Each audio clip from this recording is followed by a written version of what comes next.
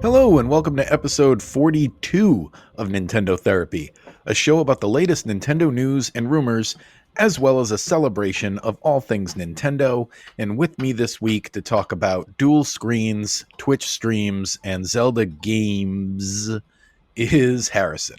Yeah, that didn't quite rhyme, but hey, welcome back, and it's just me. It's just me and Kevin this week.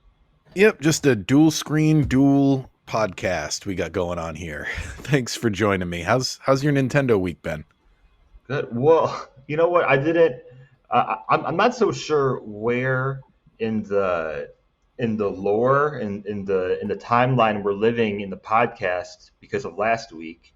Um, but regardless of what the listeners did or did not hear, I finished Luigi's Mansion. I think I Ah, finished it the the afternoon after we recorded last week. Um, I'm gonna share. I'm in the middle of making a quite a lengthy write up about this game, but I'll just share that I think Luigi's Mansion 3 is a masterpiece, but it's far from perfect. And for me, I could have used more variety in the enemies, and also I hated the bombs in the final boss.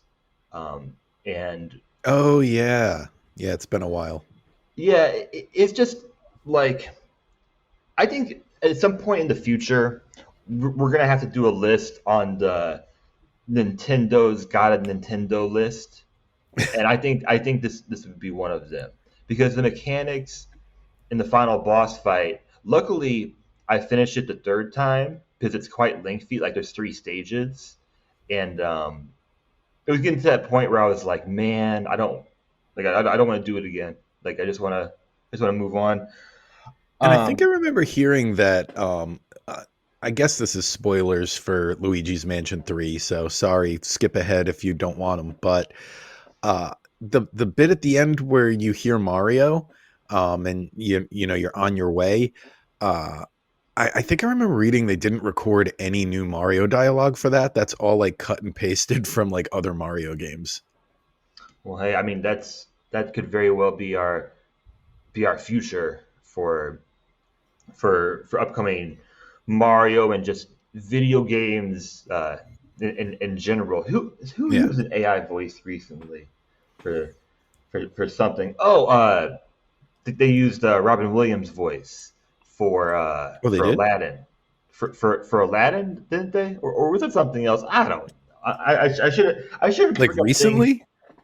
I shouldn't bring up things I don't know. Well, I I heard guess if it's something. AI, it would have to be recently. That's considering how mad he was over how everything with Aladdin turned out. That's kind of messed up. No, I'm probably talking out of turn. Perhaps that's what I'm Okay. talking about. Perhaps that's what I'm talking about. Okay. Perhaps I'm talking about exactly what you're saying.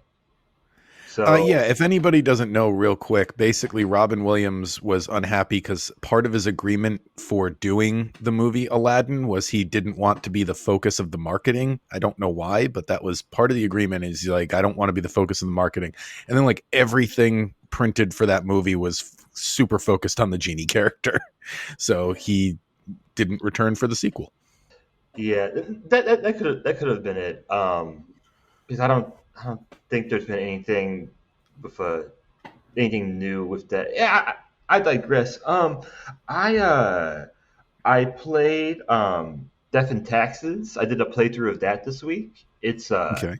It's a super short game, but it reminded me a lot of like a quirky it's like Papers, Please almost, where like instead of playing a border agent, you're playing a Grim Reaper pretty much.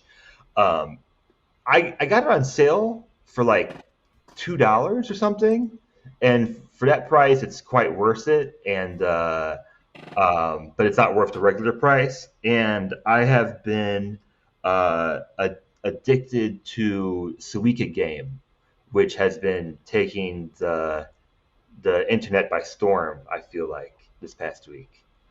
Uh, Okay.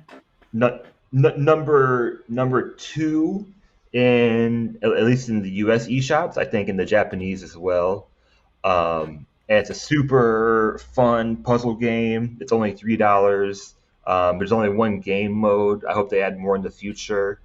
But it's like a little like you drop fruit and then you try to merge the fruit to make bigger fruit. And then if you run out of room, like in Dr. Mario or Tetris, then your game is over. Um, it's super fun. Like Yeah, it sounds like one of those addictive, like you just want a one more round type of games. yeah, like I think everyone should just download it and play it. It's super cheap. It's kind of gone viral this past week, and I mean, RIP to my backlog because I'm constantly find like I did not even know about this game until like a week ago. I'm So still working on that goal. My goal is to be backlog free by the time the Switch 2 drops, and plugging away at Mario Wonder right now, having lots of Mario discussions online. One thing that I thought about this week, I don't know why it was randomly on my mind, but I really wish Mario Odyssey had a hub world. Like Nintendo 64, Mario 64 rather, had that castle, and Mario Galaxy had the space observatory. Odyssey should have had some, like, that's my one big criticism of Odyssey is you just have that like list of levels and seems kind of like a placeholder. yeah, So those were my yeah, thoughts this week. yeah, totally. And we even see that with lots of like older titles as well. I mean, including one of my favorites, Snowboard Kids. Like Yep. including games like that. Um, that's super cool. For me, because I did. I downloaded Dave the Diver. I downloaded Dave the Diver, but I haven't played it yet. I downloaded. I posted a photo on Twitter about it, and then I fell asleep, and then all yesterday I was doing work, so I haven't even played it yet. Um, 10 out of but 10 on Steam. I've been thinking about like I'm gonna play Mario RPG day one, so I don't want to get into like I don't Too want to get much into a Mario. game. I don't want to get into a game where like that's going to distract me from that. So Oh, at I this see what you're point, saying. Yeah. at this point, I'm like, okay, like these next 2 3 weeks, I just gotta like play something short or something casual or just whatever's in front of me. Um, don't try to buy new games or anything because I think I want to play that, and I'm planning to take a trip the week after, so that's just what I'm trying to do. You know. Nice. So you can like get a lot of gameplay in while you're traveling. That's good. Because I uh, yeah. it's such a good game. I can't wait. Like I've said it a million times. The original's like my favorite game ever. So I can't wait to see what's different, what's the same, what's going on. Do you know like because this is a big. I mean this is a big game for you. Do you know what your emotions are going to be like playing this game again? Like I mean, every time I see a clip, I'm like taken back to back in the, which is weird. Maybe it's because the visuals are a little off because they're updated now. Because it's not like I haven't played the game. I probably did a full playthrough within the last 3 years. I tend to just always put that one on every now and then. So it's not that I haven't played it in forever, but yeah, every time I see like gameplay footage, it takes me back to that like when I was playing it back in '96 and just like super excited for everything. So like I was telling Sean the other day, like I feel like this is the type of game that I'm just going to play in a loop while I incorporate other games into the fold because I might just keep on starting new file, new file, new file every time I finish. I've that's never super. collected all there's hit well at least in the original. I don't know about the new one. In the original there's hidden treasure chests and I've never had a file where I've gotten them all. So that's something I can work on this time. That's super cool. I'm super excited. I think I'm more excited for you because I think about I just think about like I told you like it might sound corny to some, but like when I finally got Tears of the Kingdom, like it felt a bit emotional. I didn't cry, but but I did take time It's so where beautiful. I did take a lot of time because I knew like my first experience was only going to be one time. So I just I wanted think to a big kind of chunk of like it is the music too, like, and that's why I'm glad that they left the toggle in there where you can toggle it back to the original music, because I don't know, something that like that's the type of game I've played so many times that like any town or any screen, I can imagine what the music is. You know what I mean? If I see any screenshot from that game, I know what it sounds like.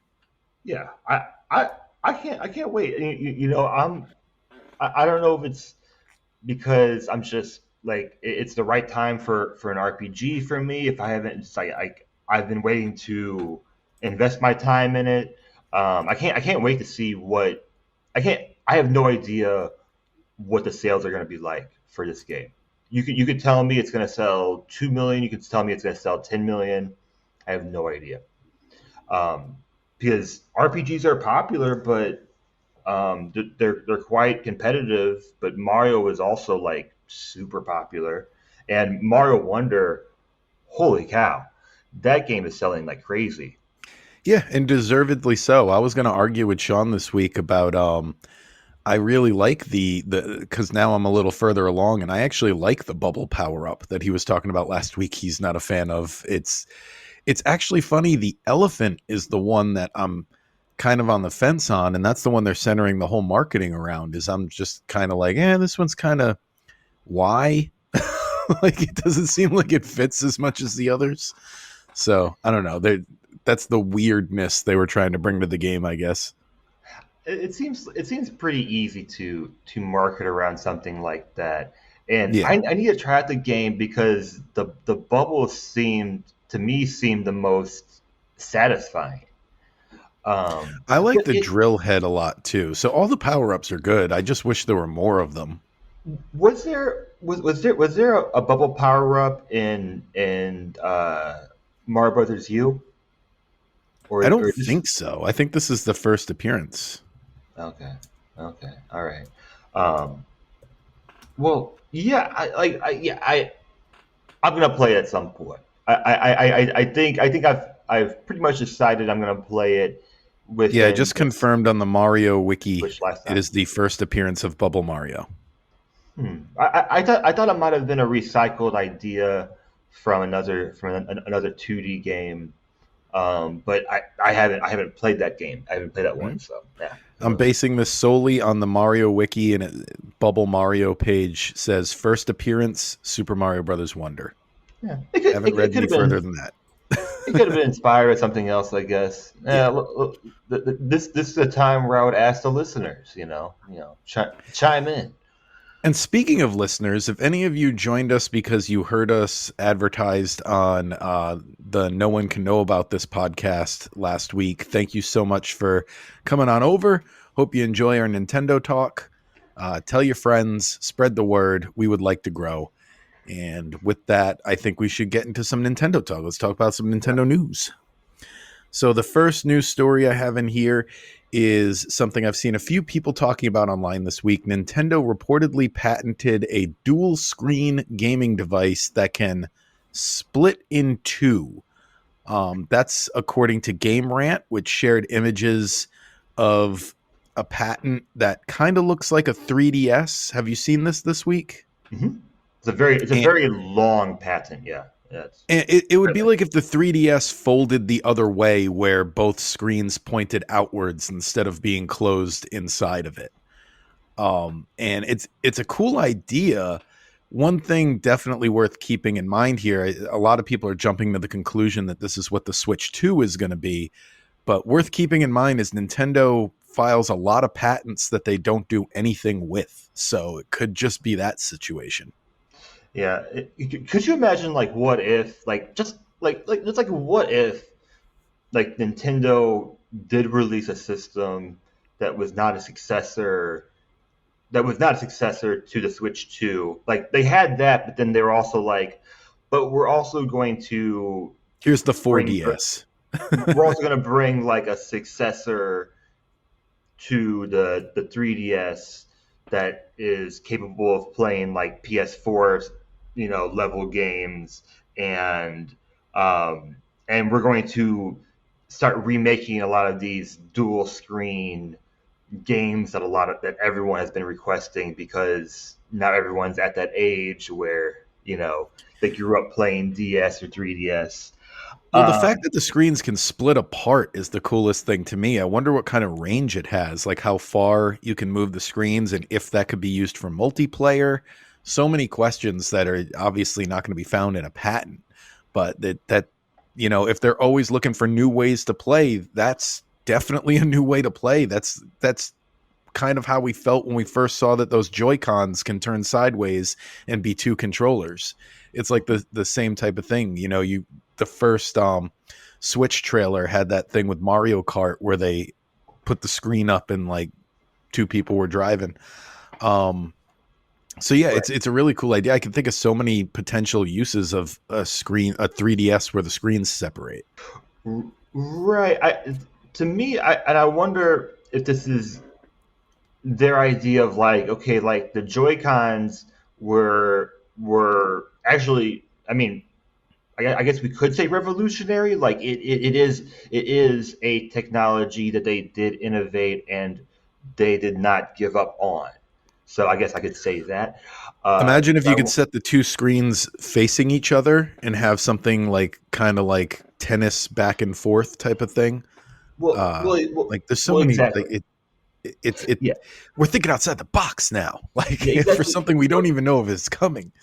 But I wonder if they were like, well, like the Joy Cons are great, but like, but honestly, like when you start doing like the hybrid, the desktop console, like the baby controller it's just okay, like it's just like trying to use like one Joy-Con as a controller, it's just all right. Um, the most interesting part to me is that this patent has a third touchscreen on it, which I was like, it has a touchscreen on the back of one end, so it almost looks like it's like a flip phone where like you can close it, but then there's a touchscreen on the outside. It almost Hmm. looks like that. Um, and there's in the photos there's no buttons. There's like a part where there's like there's like a joystick inside of there. So there's not too many details on the photo, but when they talked about like the third touchscreen, that's the point where I was like, okay, now I have no idea. Now I have no And idea like what's you going said, on. this would be a perfect way for them to bring back some of those 3DS games, kind of like how they're currently doing that remake of Luigi's Mansion Dark Moon. They can start doing more of those that require the second screen, like, or even DS games, the first DS, because, for example, there's two Zelda games, and you know how Nintendo loves to re-release Zelda games, that the two Zelda games on the original DS have touchscreen controls. It's required. They would literally have to reprogram a whole new control scheme if they ever want to release those games again, unless they have something else out that does touchscreen. So that would be good. I'd love to see like a collection of Spirit Tracks and Phantom Hourglass together. Some people hate on those games. I think it's a Zelda game. There's good stuff in them. If they if they bring back a Game Boy type system, I'm gonna freak out. Like it's been so long since we've even brought up that it could even be a possibility. Oh, Um, you mean if they go back to having a secondary option? yes, yes, Yeah. because I think more than likely, if I was a betting man, I think I would go with what you said, Kevin, and say Nintendo files patents because patents don't cost that much money, whatever, right? And then We want other to own this companies, technology before somebody else does. Yeah. yeah, exactly, and then other companies can't use it even if we don't use it, right? Whatever. But just the thought. of them like having a secondary console that I would 100% own. Um, we haven't even brought up that idea in so long, and for me personally, it's because Nintendo said that they're done. But who cares? Who cares? Like it just it this was the one story this week that really made me go, huh? Like perhaps I have no idea what's going on. And moving on to the next story, these are just kind of in a random order. I didn't organize them at all this week. I was kind of busy. So, next story is Twitch is ending its support for the Nintendo Switch in 2024. Says Twitch is pulling the plug on its Nintendo Switch app. The streaming company is ending support for the app, according to a support page, and it will be removing the app from the Nintendo eShop on November 6th. And people who already have it downloaded will lose access on January 31st, 2024. Whatever. like, like this is the part. This okay. Here's the cynical part of this episode. Then, um, like this is not these are not things that I would use personally. But for God's sake, in this new system, Nintendo, please live in this just please live in this generation. Like because the fact that like there's only Hulu and it's region locked. Like I can't even use Hulu where I live.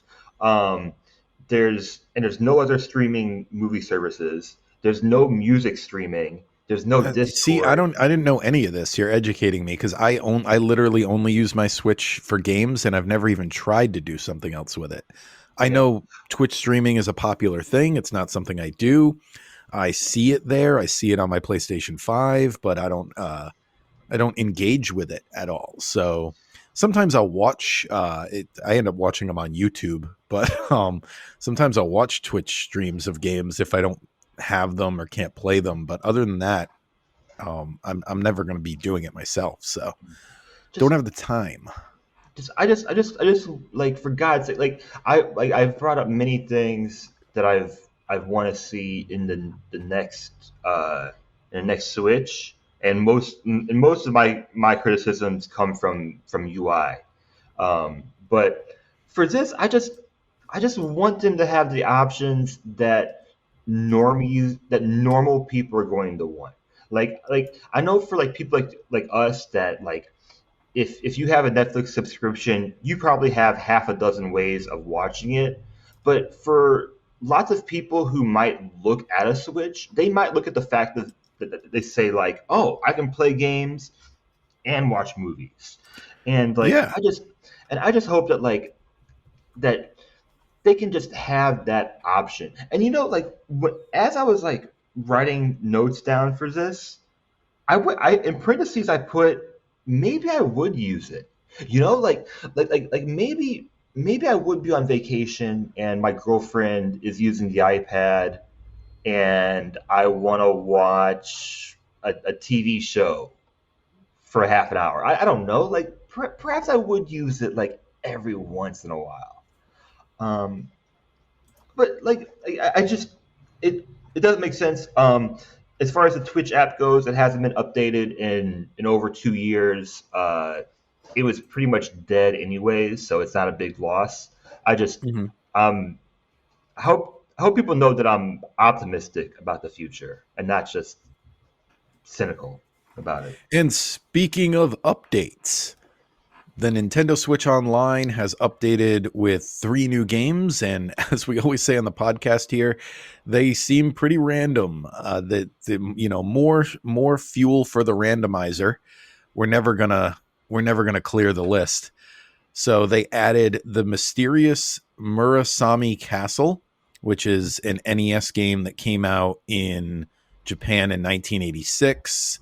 Was never released in America. It released in Europe on the 3DS apparently, So weird. but yeah, never released in America. And they also added a game called Devil World, which was an NES. It was an old NES game. It was like one of those black box ones, in the beginning when they all had like the black box with the little artwork on it. Yeah. Came Well, out. What's that? got win. Oh, it came out in 1984 in Japan and 1987 in Europe. Also, no North American release on that one. And Yeah, then and that the was last. also. I'm sorry, I just want to add that Devil World was Miyamoto's first console game. What do you mean? It, according to How my is it not notes, Mario? Is what I'm basically asking. it was the first console game outside of Mario. It was the first one that he developed. Let me get my notes. Let me get my notes right here. Devil World. Um, First console only game. I'm seeing that here in console front of me. Yeah. only game. Sorry, Okay, so I guess console only because game. Mario was on arcades and stuff. Yeah. Yeah, that's why that's what I was trying to say. Console only. The first his first NES exclusive. Wait, which I just thought was kind of cool history. I don't know, like And then randomly they added Castlevania Legends, which I thought was weird because I've got a big a big sore spot for the Game Boy, and it's one of those things where I love terrible games on the Game Boy, and Castlevania Legends I know of because it's the third Castlevania game on Game Boy. And I was like, I wish they put the bad ones on, as weird as that sounds, because there's two before it that are kind of terrible, but I kind of want them. So, yeah, that's the third Game Boy Castlevania game is on there now. So they're added to the randomizer. Maybe we'll be playing them next week. so Castlevania Legends was never a Game Boy Color game, Not that I know of. even though it released in 1998. Oh, yeah, I forgot to say when it released. Yeah, 98. So That's so that is crazy. weird. That's so weird. They didn't even Like, try. yeah, they're like, like, do we need the colors? I don't know. Um, and I did want to. I did want to. Okay, this will be my other cynical part of today. The mysterious Mirasani Castle, um, on the online service. I don't know how much text there is, but it's not translated on the online service. But there are translated patches online. So once Oh, okay. again, Nintendo, like you own this IP. Like Well, you don't even not need to. only that, but I remember a long time ago reading a story during the Wii U era where they were caught that some of the games for sale on the Wii U eShop, somebody hacked the code and discovered that they were ROMs from like those like pirated ROM websites. Like Nintendo was using those as the ones they were selling, and it's just and they can because they own the game. It's not like the other person is the one breaking the law. Uh so that's it's just like they could put that translation up if they wanted to. Like if you're saying it's out there, they could do it. It's just so like I'm sure like I don't think anyone's gonna do it with this game because like not many people will play it and then whatever. But like it's just so frustrating to know like that like you could play a game on this online service and be like, this game was awesome. Now I'm gonna go online and play the better version of it. Like it's just so frustrating, man. Like Yep. perhaps it's authenticity, but like it's a translation patch. That's all. That's all. That's it. Um, and then Devil World looks like Pac-Man. So are you excited about any of these games? Not particularly. I mean, I'll obviously be playing them if the randomizer picks them, but I'm not going to go out of my way for them. I'll say that. I posted about how like the cover art for Mysterious Mirasami Castle is incredible. It's so cool. Hmm. Um, some of these late '80s, '90s Japanese. Some of this Japanese cover art is just better, in my opinion. Yep. Oh It's, yeah. it's Especially with the Mega Man games. Oh my God. Like that's like legendary. How much better the yeah, Japanese art is. yeah. It's just the aesthetic. Yeah, it's just better. And then the only other thing I had was a rumor to talk about was rumor industry analyst Serkan Toto is has been hinting at, and I saw a few people streaming on YouTube about this after I read it, that they're hinting that a Zelda remake will be out by the end of this year, the year that we are currently 11 months into. He's apparently hinting that a Zelda remake will be coming out. So obviously people are speculating that means we're going to finally get Wind Waker HD or Twilight Princess HD on the Switch. It's just so weird that it seems like at this point to do it, it would have to be like a shadow drop in the next Nintendo Direct, like Metroid Prime was. No, it's gonna be the Game Awards. That's the rumor. Oh, okay. Yeah, Yeah, that would be a good part too. Game Awards are December 7th or 9th. But my thing is like, but Kevin, could you imagine like so? I talk about Game Awards quite a bit, but in reality, it's kind of something that I really don't like about the industry. But I'm gonna put that aside for a moment. Could you imagine Tears of the Kingdom winning Game of the Year, and we get a shadow drop of a dual release Wind Waker Twilight Princess on the same day? Like I'll be shocked if that. they. Yeah, I'll be shocked if they. Are you saying like bundled together like Pikmin was? Yeah, Yeah, now that I think of it, I could see them doing it like Pikmin was with like a discount because Pikmin isn't like really a bundle. You know what I mean? It's still you're still buying two different games. It's just basically you get a discount if you buy them together. So I could see them doing it that way. But it still shows it's not like the Mario All Stars collection where it shows up as one game on your home screen. You know what I mean? It Pikmin 1 and Pikmin 2 still have separate icons. They're separate games. You can buy them individually if you want. You pay a little more if you do it that way. And that's probably what they will do if they introduce these Zelda games. You're right. I have no feel for this one. I don't know analyst slash tweeter Toto, but I just got to apparently, say, I've really been in the mood to play Wind Waker lately. And I feel like there's been a lot of times in my life when I get these random feelings that those games get re-released around the same time. So maybe it's happening again. We'll see. yeah, it would be cool. But if I was a betting man, I would say no because the timeline is odd. Now, perhaps they do announce a remake in December and it comes out later. But I don't see them shadow dropping a game in December 2 3 weeks after Black Friday. I don't see that happening. Hmm. But I mean, Twilight Princess Wind Waker. These rumors have been going on since not this past summer, Oh, since the yeah. summer since before that. Um, and But it would also help. You remember last week we talked about that story where the Nintendo was saying they're trying to minimize the drop you see the last year a system is out. So that would definitely help towards if they're announcing the Switch 2 soon, help the Switch sales in between. That's it because they'll probably also do like a limited edition Switch to move some of that inventory out, which is another news story you have here we can talk about in a second.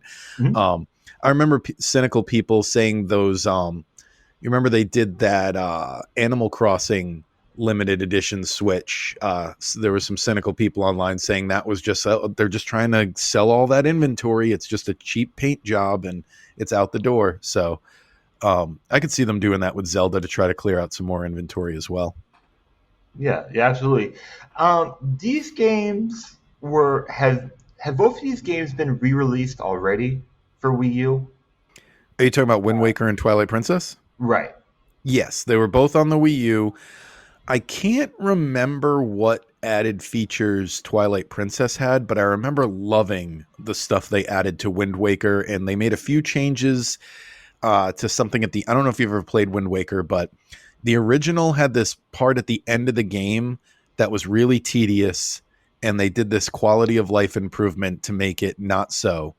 And they also did a quality of life improvement where they you could get a faster sail for your boat because now it's on a modern day hardware. The screens can load. There's not as much loading time. So they were like, okay, so now we can make the boat sail faster. So we'll do that. So Wind Waker, they really stepped up. Twilight Princess, I literally can't remember what they did besides make it HD. I don't know if they did much to it, Yeah, yeah. but I have them both. And how much effort that is to put on a new system. Kevin, isn't going to be fun that like me and you we're gonna be like old men one day, like decades later, and we're gonna be like, what if I told you that on the Switch, the best-selling game wasn't even a Switch game? Like isn't that gonna be fun?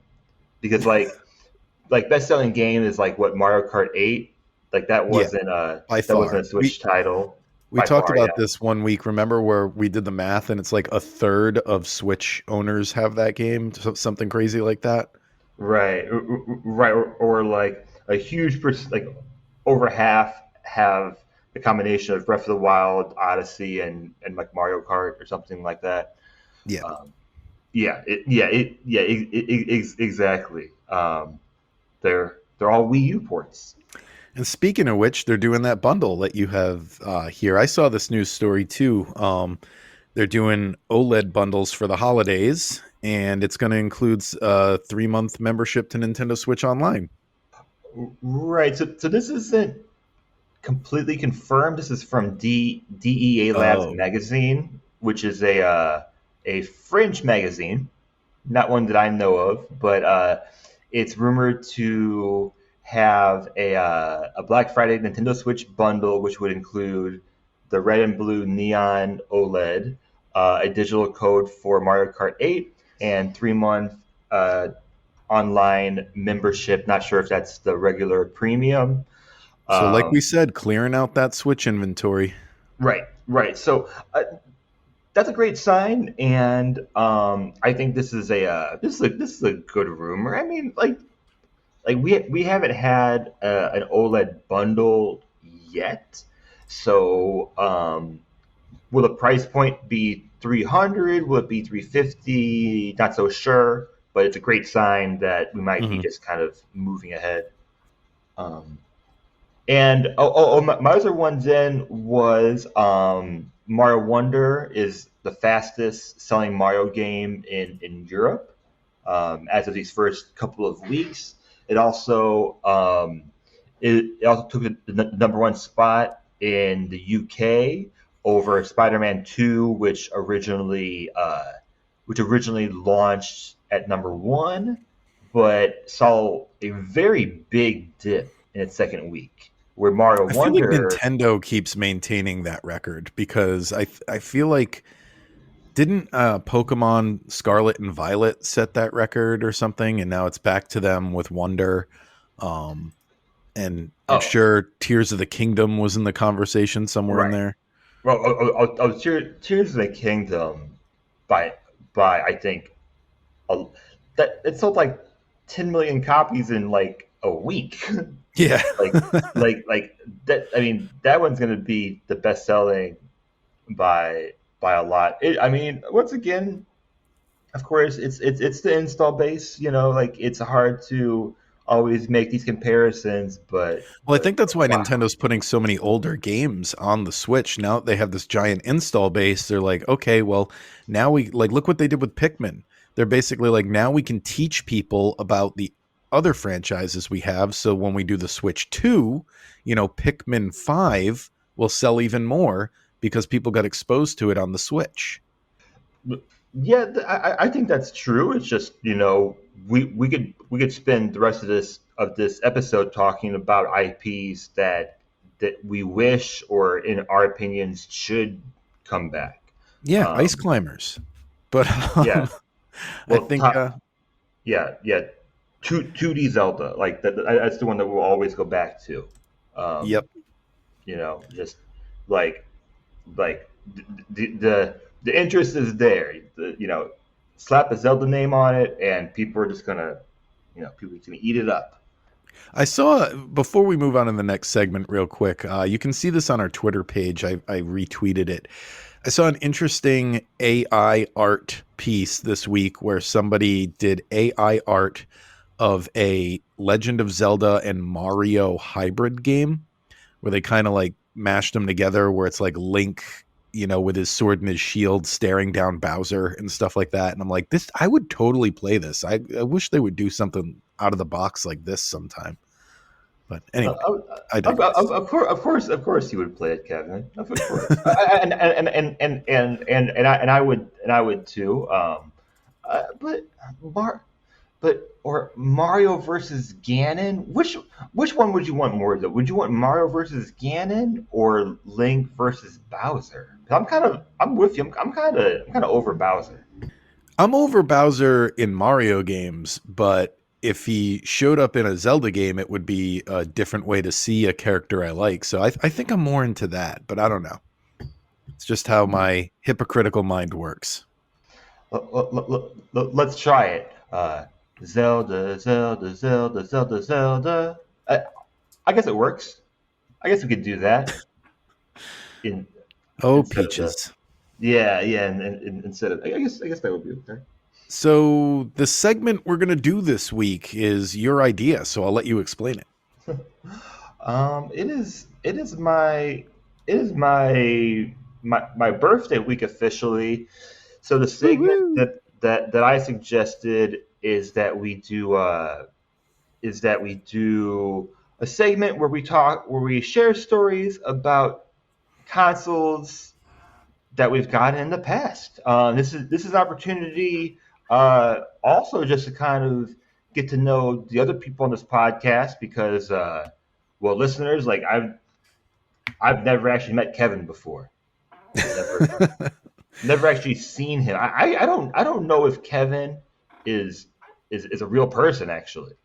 Um, Well, you're still so not going to after these stories, but but they'll get you a yeah, little closer to knowing who the fake or real Kevin is. yeah, but I hope you listeners enjoyed this. Grab a coffee, sit back and relax. Unless you're driving right now, in that case, watch out. But it was my idea. I'll start and I'll share with you. I have a quirky story about when I got my N64. Um, Approximately, this was about April of 1999, and I N64 was one of those toys, those systems where I felt like everyone in my life had it at that point. Like everyone around me already had it, but I know it's not true. At this point, the system had been out for a while, and in my early life, I'd never really bought any new systems. Most of my systems came from like garage sales or flea markets, like old NES systems or Atari or whatever else. Um, my parents are very typical Midwest parents, and their biggest recreational activity is they really like to go to the boat. They called it. They like to go to the casino, and play the penny slots and just get away from any children or anything. Hmm. Uh, so uh, one day, I guess one day they did pretty well, and they gifted my sister something, and they gifted me N64. So we went to Ooh, next day we went to that's a good Toys R gift. Us. Yeah, we went to my mom and I went to Toys R Us, which I have no memories of going to. Like, I was not a Toys R Us kid. I was more of Oh, like, I was a Toys R Us kid. yeah, I Trust was me. more of So many like toys at Toys R Us that I can play with.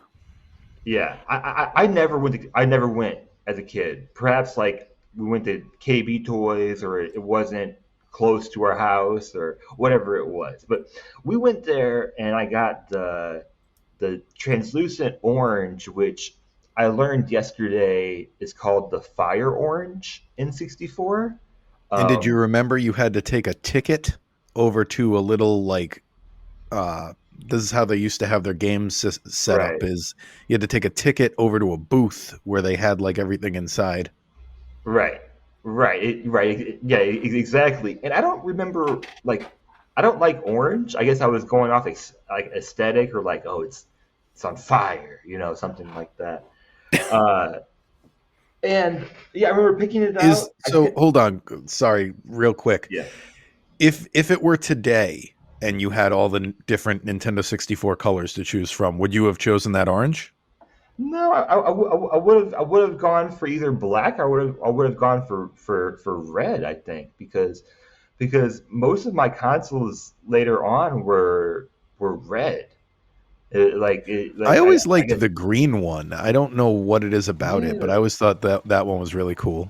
I had a variety of colors, and this was also I should include this was my first new system ever. Like again, like everything up to this point was like were used or garage sales or whatever else it was. This was a pretty big deal. Um, I thought my first game was Mario Golf, but that game didn't come out until the summer. So I think I got Mario Kart as my first game, and well, I'm gonna wrap this up because this is a long story. But I remember after going to Toys R Us, I had to go to the dermatologist because I had a wart on my foot, which has never happened to me before. And I just remember it so vividly because I left the doctor and then we went to Old Navy. This is like old nostalgia for me, and the blister in my foot burst in the middle of the store, and I was like crying and like unable to walk, and then eventually made it home, and my family couldn't figure out how to play the games for the longest time because we were, Kevin, we were putting the TV at channel 3 and nothing was happening, and we didn't know we had to change the audio visual video settings because like up to this Kids point today will never know that struggle. yeah, up to this point all like my games were Sega Genesis, Atari, NES. um so I was like channel 3, let's go, like had no idea, so it took like hours. So it's like a random few days in '99 that I remember very well, and I don't remember things before or after that necessarily. What's your first story for today? My first story, I have three good memories of getting systems. I put them in chronological order, at least as far as Nintendo goes. Like I remember getting, my PlayStation 2 and other things, but this is a Nintendo podcast. So, in chronological order, I had an original Nintendo, but I have no memory of how that got into my house. I also had an Atari 2600 that I played about the same time. Um, no idea where that came from. Don't remember. I know I had Mario, and I've said a bunch of times I don't even remember what games I owned for the original Nintendo. Um, I think I just rented most of them. So when I became like a Nintendo kid, was I very much remember the day I got my Super Nintendo. That was when it became real, you know. And I can remember, unlike the original Nintendo, I can remember what games I owned and which games I rented. I know what I owned on Super Nintendo back in the day. So picture this: it's August 19. When did it come out? 1991, I think. Hmm. Yeah, because that would Okay. have been because I was in between first and second grade. I'm 8 years old. I think that makes me, and I was one of the kids who would always be at their grandparents' house on the weekend. And all summer long, I spent at my grandparents' house because they lived on a lake and summer is hot. So I would always be at my grandparents' house. And I think I remember asking for the Super Nintendo because I definitely have memories of my mom being like, there's a funny news story you can look up too, from about the same time, where like the news is trying to portray it as though it's like a scam that Nintendo is releasing a new system when you already bought the other system. Why do you need this new one? And I remember my mom very much being in that camp at the time, because it was, it was a new idea at the time. We hadn't upgraded systems yet. You got an Atari, and you stayed with that Atari, and then you bought a Nintendo, which was a different thing. And then you bought another Pong machine to add to the pile or something. Like systems getting, I guess there was the 2600 and all those other Ataris, but only like people who were super into video games at the time really knew about that. Like the average parent, no idea. So this was like a new concept, and I think she was just flat out like, no, we don't have the money. We're not buying it. I think Super Nintendo was even expensive for the time too. I think I've seen like inflation calculation where it was basically like a $400 system by today's standards. And yeah, so I remember my mom wasn't getting it for me, but like I said, I spent a lot of time at my grandparents' house, and I have a very vivid memory of I spent all day swimming. It's a hot August summer day, spent all day swimming, and I come inside, and all set up on their TV is the Super Nintendo with Super Mario World ready to go for me as a surprise. And I lost my mind. I was like that kid in the Nintendo 64 viral clip, one generation early. And I was just like, they didn't tell me they were going to get it. I, in fact, thought I was never going to be allowed to have one. And then there it was. So it was just like one of the best surprise gifts ever. And and then I ended up buying lots of games for it, and it was mine, so I was allowed to take it home when I wasn't at my grandparents'. And I remember every time I would go over there, whatever system was current at the time, I'd be bringing in like a little shopping bag with my games. um, but yeah, all right, that was a good day. 8 years old, Super Nintendo, and then Nintendo ruled the rest of my life. Did you want to go back and forth here? Did you have another Oh system sure. memory? Oh sure. Yeah. Well, I wanted to share my Dreamcast memory. That's close enough, right? That's Nintendo. Like we have Dreamcast games on Nintendo, right? If you want to Um, talk about it, just do it. yeah. Like, hey, this is my segment, but anyways, this is more of a shorter story. I got Dreamcast um, immediately following the announcement that Dreamcast is done. So I think I got it in April of 2001, and they made the announcement Yeah. in like the end of March I think 2001. there was a price drop too, because that's around the time I got mine, and my neighbors got it at launch, and I was really jealous of them. And I think I got mine around that time too. Yeah. So there's probably a price drop or something.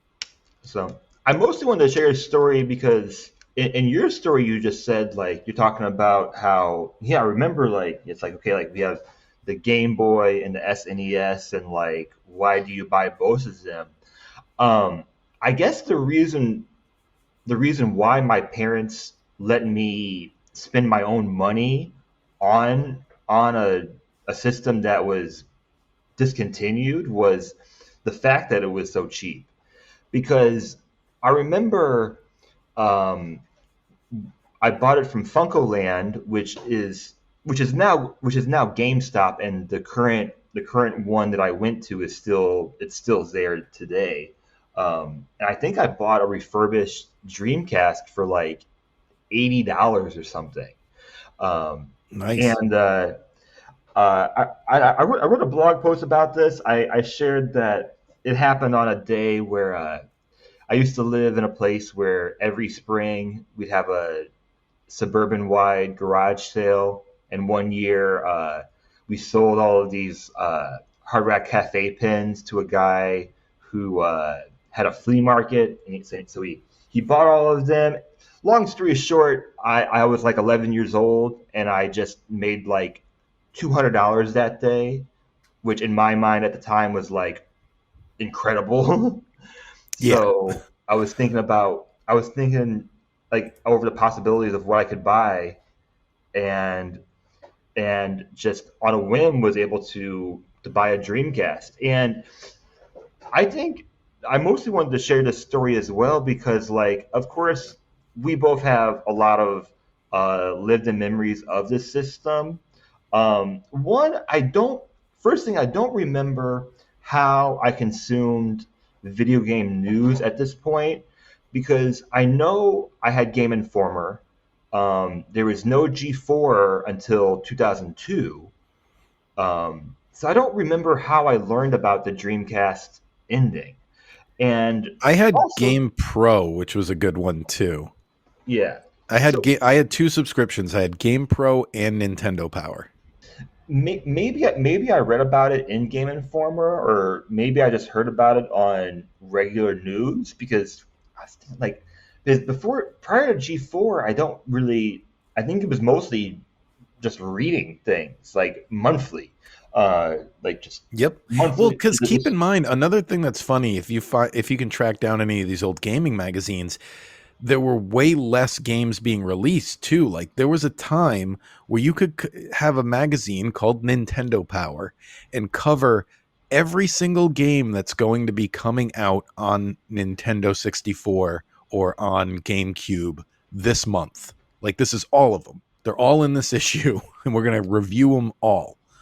Yeah, and if anyone's out there that has like these Nintendo Powers, Game Informer, etc. If you have old copies, can you please scan them and upload them because we really need to start doing a better job of preserving some of this older printed media because Read it's comics online. You know what? This is illegal, so don't do this. But Read Comics Online has like the first like 150 ish issues of Nintendo Power, but they are missing after that, I think. yeah. Because I was trying to find like, because I can find like old Game Informer covers, but I would love to go back and be able to read and research some of the older reviews. I found one from the same year, and it was like November of the same year, and on the cover, it's like it's like showdown of the century. Luigi's Mansion versus Dead or Alive 3. It was like, wow, like that's pretty bold to say, showdown of the century in 2001, but okay. Yeah. Um, in context, not so much. I think my my first game on here was Crazy Taxi. Do you remember your first Dreamcast game? I think it was Power Stone. I know that was in the beginning, and it was either that or Skies of Arcadia, which is Yeah, a turn-based RPG that's really good and is supposed to be getting a remake soon. I spent time yesterday because Dreamcast was Dreamcast your first online experience for gaming with the I've PC? barely had any still. I'm not a big fan of online gaming, so no, I didn't do it on the Dreamcast. I've kind of really only the Switch might be my first one because I play Mario Party online a couple of times. I can't really think of much I've done other than that. Well, anyways, the first time I played Fantasy Star Online was incredible. I mean, like that feeling of connection, and PSO is just like a very, in my opinion, a very humbling, very wholesome type MMO, which is not like a wholesome genre. Uh, but just the first time I connected online on Dreamcast and I was able to play online, it blew my mind. Um, and now like I mean I play online games on my phone casually, just whatever. Like I don't even think about it. So at the time, just extremely revolution. Like it felt like the future. That system, the aesthetic, just all the new features, the sounds, Hmm. the UI. I could go on and on. And I also learned that people are still playing that game on user-made servers today. So shout out to the people Wow, who are still that's supporting. dedication. Yeah, That still is supporting. dedicated. That is someone who knows what they like, and they are sticking with it. Yeah, well, there's multiple. I mean, there's multiple user-supported Hmm. servers, and I just think that's awesome Yeah. because they actually kept the online servers up for quite a while after Dreamcast. You know, You know, it's so crazy to look at the timeline of the Dreamcast, and over half of the Dreamcast library wasn't even released in America.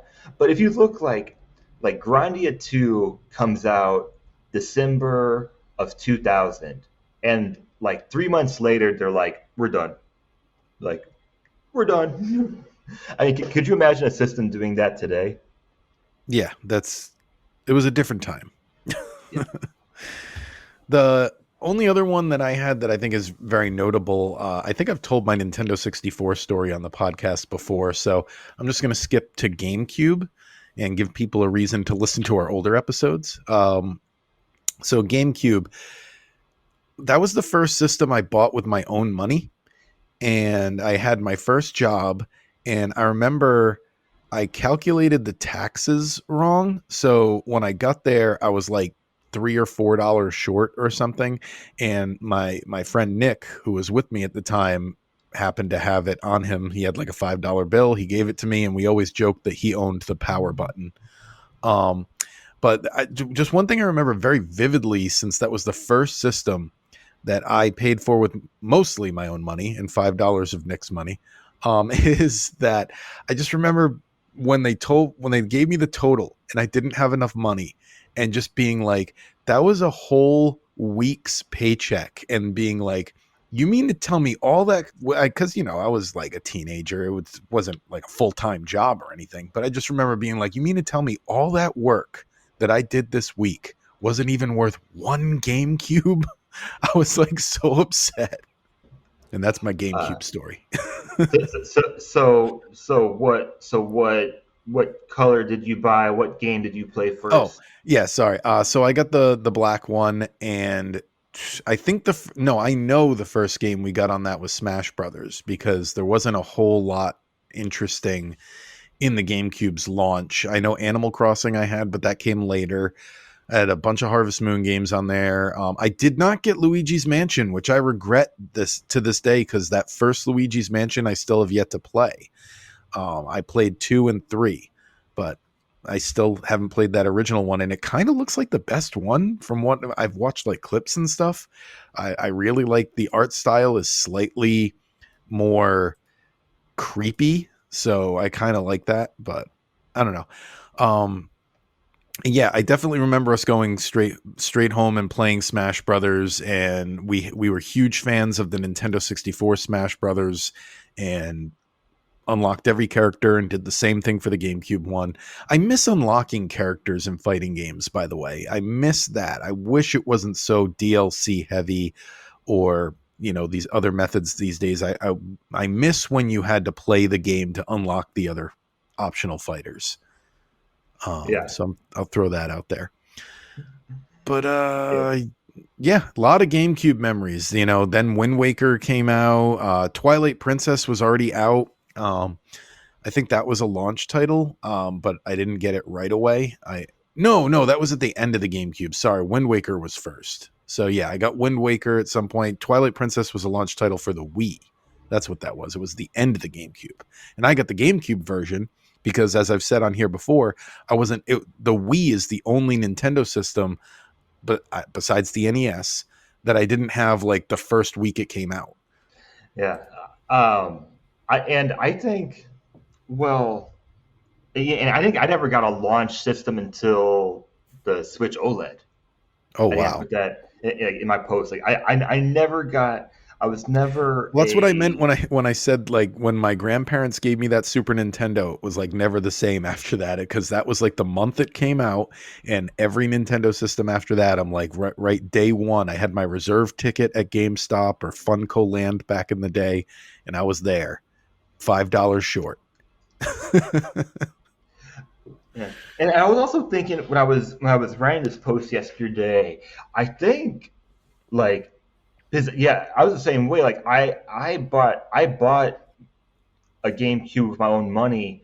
I think N64 was like literally the last system that was ever gifted to me. I think every system I ever owned after that, and I owned quite a few, was either me trading in old things or me like doing random jobs for my neighbors until I had enough money. Um, because we didn't like as I got a bit older, we didn't do as much of the gift giving.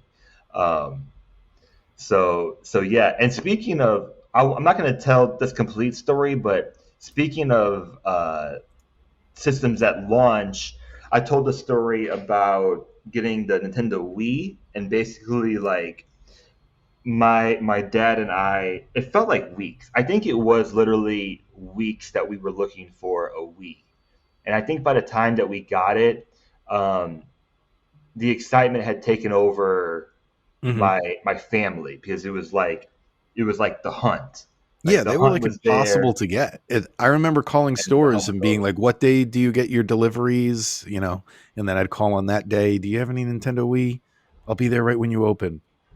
I mean, we drove out to a Walmart not far away, but not the closest one, but by a long shot.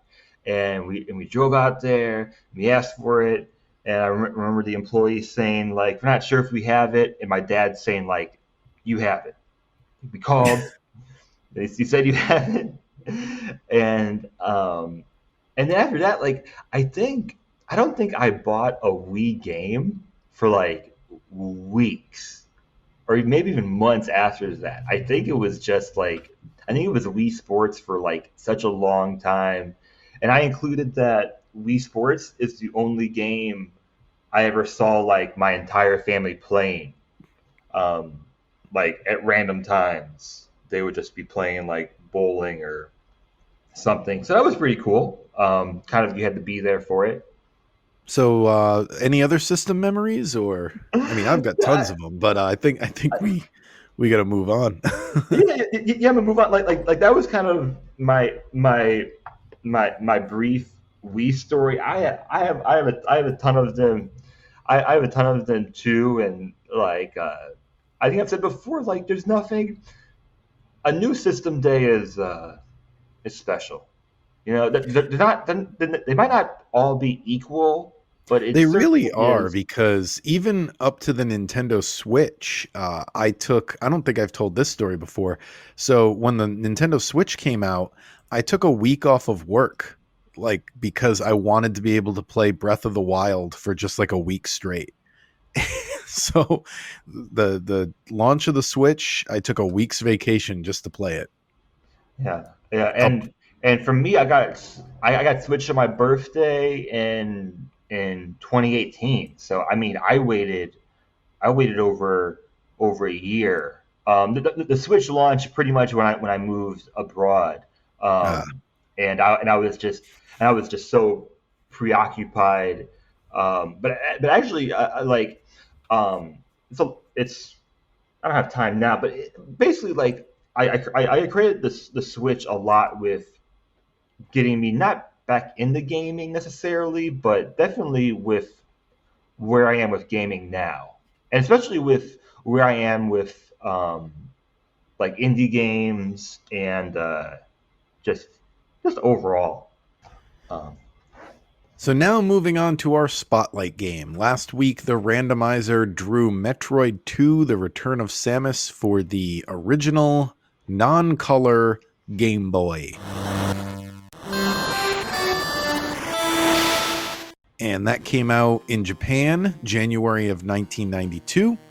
Came out in North America in November of 91. So somehow we got a Nintendo game a Nintendo like first party title before Japan. That's very rare. Yeah, very rare, very weird. And it's, you know, it's the sequel to the original Metroid. Obviously, it's Metroid II. So it's it's interesting that they went to the Game Boy for this one. And honestly, even though it's called Metroid 2, I very often forget that this came out before Super Metroid. Maybe if they called it Metroid 3, I'd remember. But yeah, I because of the way the Zelda games went, where Link's Awakening came out after A Link to the Past, I always like remember the Metroid games that way too. But no, this was the second Metroid game ever. There's no Super Metroid at this point. Yeah, it is weird. Think like Game Boy before SNES, and it was such a long time. There's so many years between the first and second game, which is nothing new with Metroid today. It's the exact same. Yep. So yeah, I lost my point. The decision, I agree, is interesting. It's a game that has very mixed reviews. IGN gives it a 9 out of 10, while OneUp.com gave it a D+. And I think the truth is somewhere in the middle there. It's one of those games where, I'll put it this way, if you're kind of a casual Metroid fan, I would highly recommend play the DS remake they did, where it's more modernized.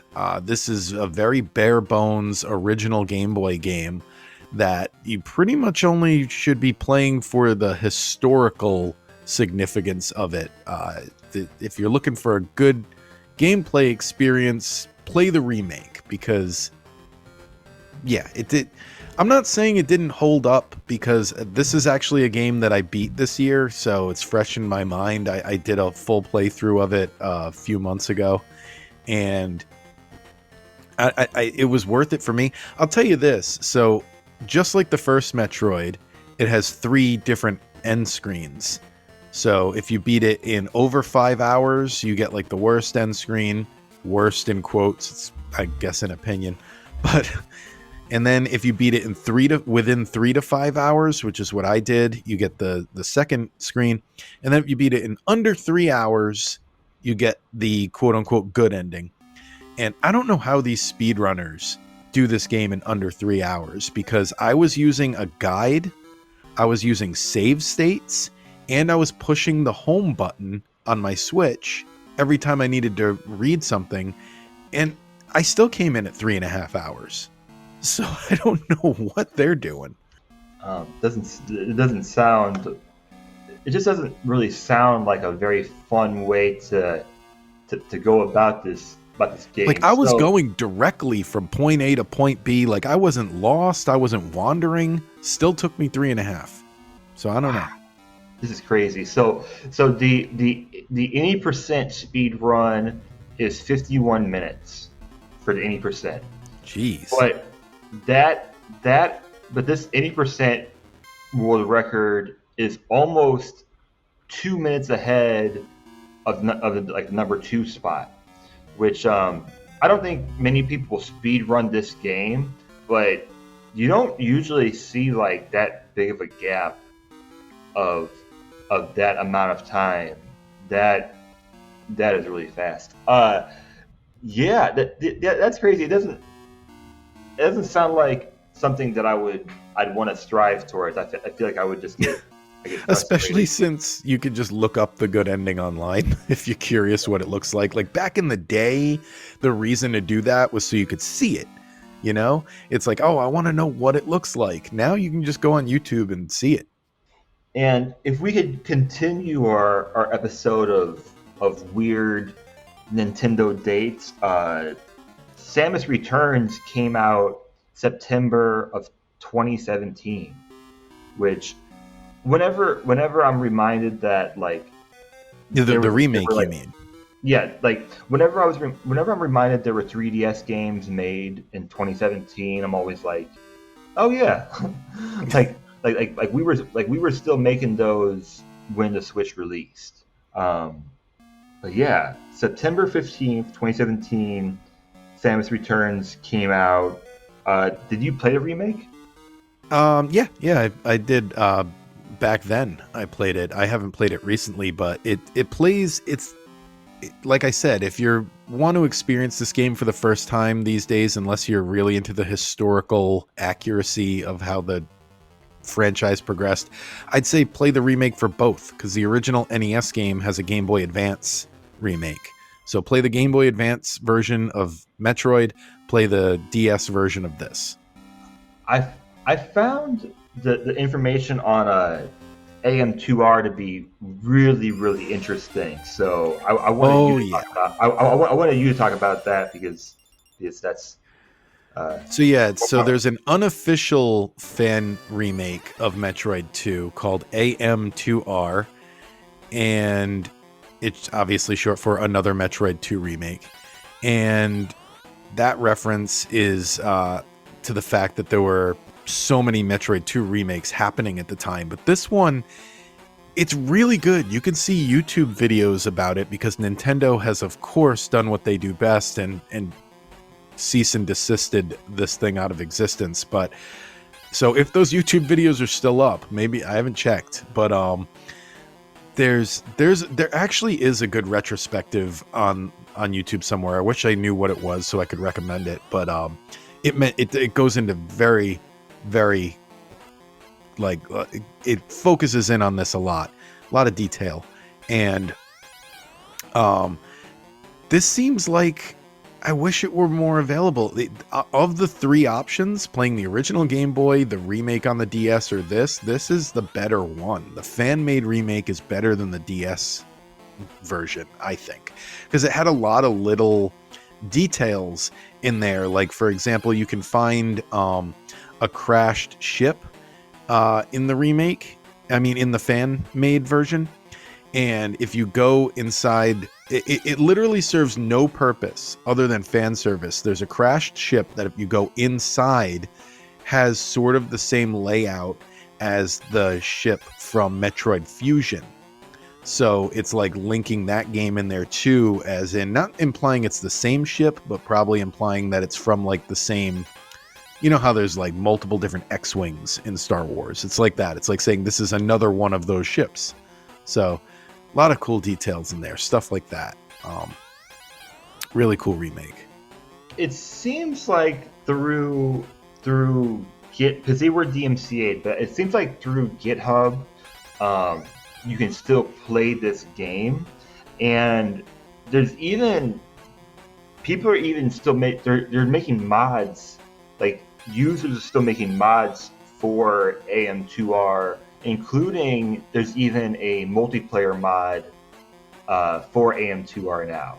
So it's a super impressive um, fan made game. I saw a really good video from Game Maker's Toolkit. I'm not sure if this is the one that you're talking about, but it's comparing this AM2R, which came out in 2016, to Samus Returns, which came out in 2017. And this video was made, I think, directly after that. And he does a really good job in comparing the two and bringing up criticisms of both games. But it's funny that at the end, he talks about how naturally there's going to come a time where there's a de facto way of playing the remake to Metroid 2. Hmm. And I have to say, he was he was dead wrong on that. Like he was, but I understand though. I would just say like it's always my thought that we can't underestimate the the consumption levels of consumers. Really, like I'm always surprised by the amount of people that are able to play all of these games. People have time to watch games, to read about games, to listen to podcasts. Like it's all a big surprise to me because in 2023, I wouldn't say there's a de facto way. I would say both of these games are still doing very well and the fan made game is still being updated. So quite interesting. Would love to maybe play it one day, but I'd have to go through the process of actually downloading it.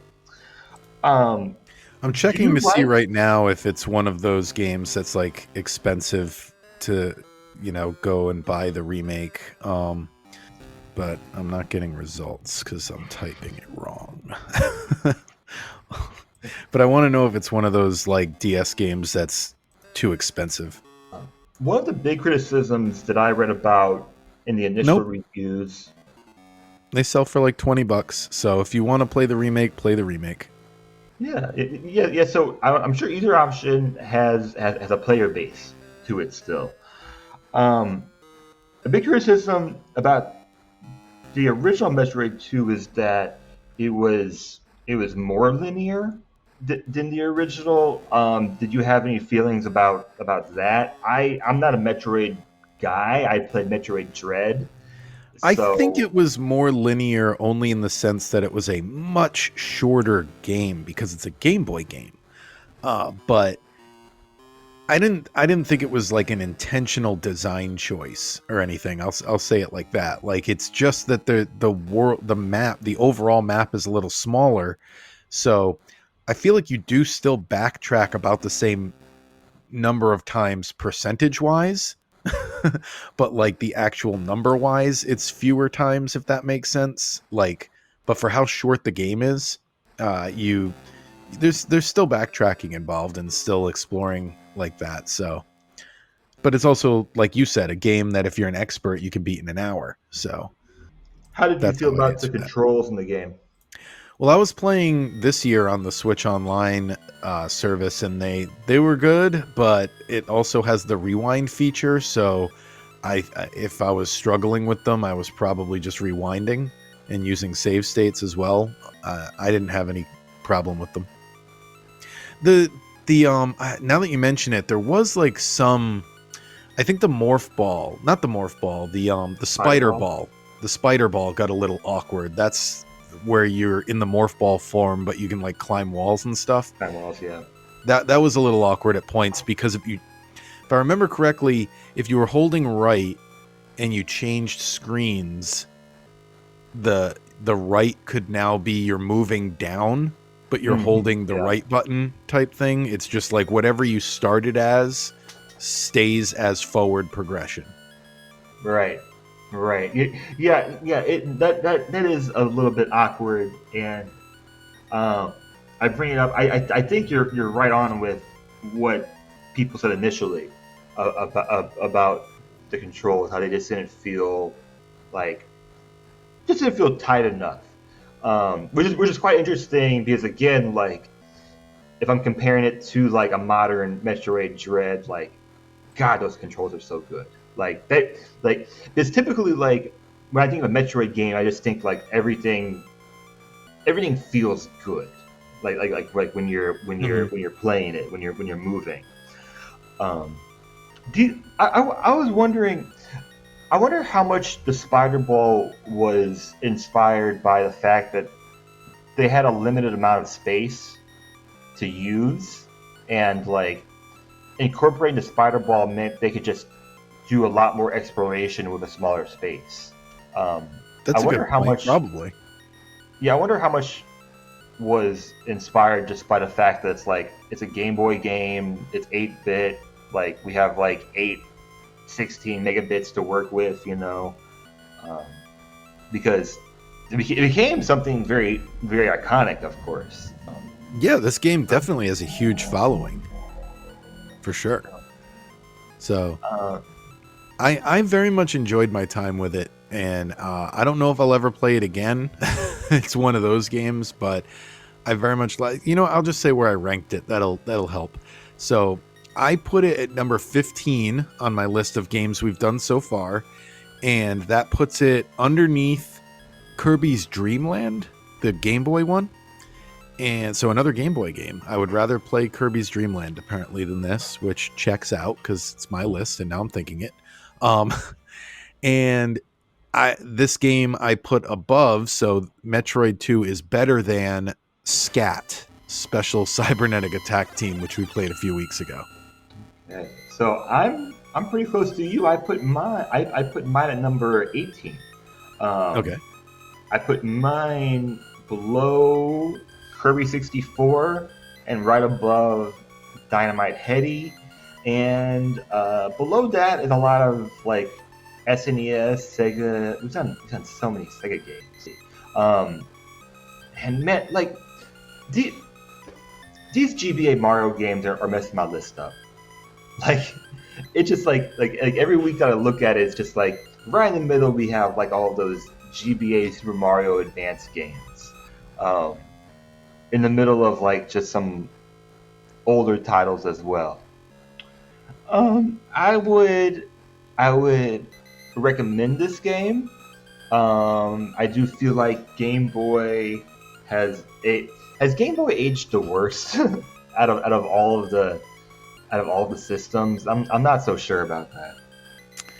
It's definitely in the conversation, but at the same time, even at the time, it had a reputation for having a lot of games that were just like rushed onto the game. You know, like they had like Mary Kate and Ashley Olsen and like Barbie games on there. You know, like not that there's anything wrong with Barbie, but I think you know what I'm saying. Like the Game Boy had a lot of shovelware.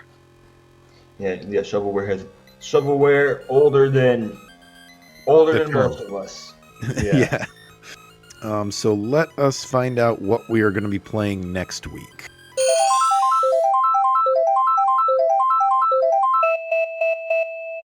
All right, back-to-back Game Boy titles. We are playing Game & Watch Gallery 3 on the Game Boy.